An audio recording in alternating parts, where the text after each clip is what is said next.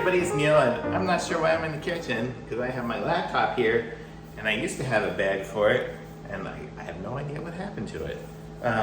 So, ta-da, bought another one.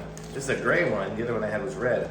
And this is by Matein, M-A-T-E-I-N, Matein. And let's see, this is actually made for 14-inch laptops. And that is hopefully what I will be getting soon, because right now I have a 13-inch MacBook Pro, and I want to get the other one. So let's see, this is what it looks like. It's all inside. It's fuzzy and soft. One of those little moisture things. It's kind of like a velvety inside. And it's got the straps here to kind of hold it in place, and then you zip it up.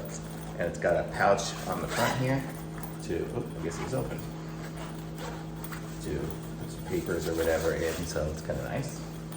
So let's see how it fits the laptop.